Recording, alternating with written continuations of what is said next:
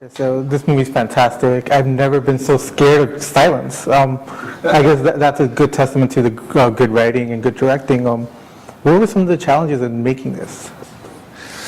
Well, I think many, but the one you just mentioned, I guess, was one of them. I mean, we wanted to write a script that was basically that had almost no dialogue in it, right? Like that was kind of the goal at the beginning. Like, can we really sustain tension for more than an hour with almost no dialogue? And it was almost a silent film, and if you want, and that was a challenge. So how do we make that? And obviously, we have to make sure that the camera work and the performances and the story was powerful enough that will hook you in without needing anybody to be talking every 5 minutes, right?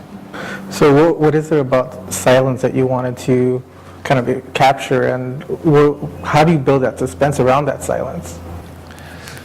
It's I don't know. I think it's a mystery. You never know how the things work on some level, but I guess in movies in general, yeah, and you see that in theaters when you watch this film, is everybody goes quiet. When the movie goes quiet, everybody goes quiet, and there's some sort of idea that if you make a sound, the bad guy on the screen is going to find you, right? And so if you're scared and you're watching this movie at home and you're by yourself, suddenly you're going to be doing the same thing and being quiet with the characters. And that's why the movie's called Don't Breathe, because we realized that was the reaction that the audience had watching the movie, that they were like, when everything went silent, they went silent as well, which shows how involved you get as an audience and how much you believe that you're part of what's happening in there, right?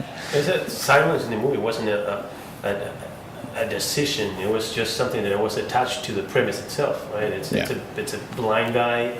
These guys are breaking into his house. They have to be silent. So the first thing we knew is like, all right, they're gonna have to. It's about that. Is if you make a sound, you're dead.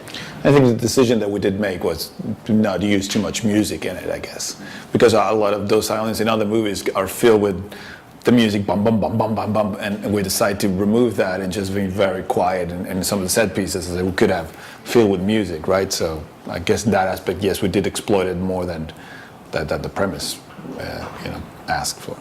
Yeah, the cast is fantastic, and the guys breaking in are so methodical in what they're doing. How much research did you do into, breaking in and this stuff in order to make it more realistic? Personal experience. Yeah, we used to rob houses.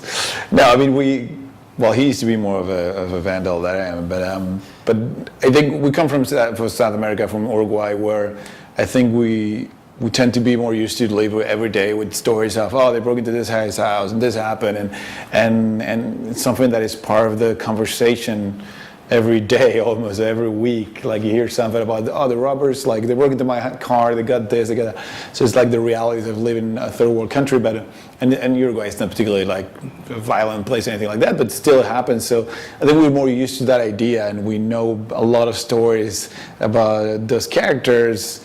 And so we just translate, I guess, a lot of those real life stories into the characters in this movie. Jane Levy is amazing in this. I think she's very perfect for this role.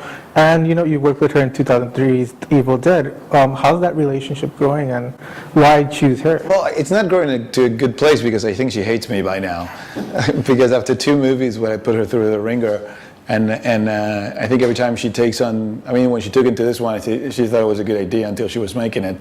But that's what I think we all want. I want that, and she wants that. She wants to be part of movies that the audience like, and I want that too. And so I think both of us are ready to do whatever it takes. And it's not always pleasant. And I think it definitely wasn't very pleasant in this one.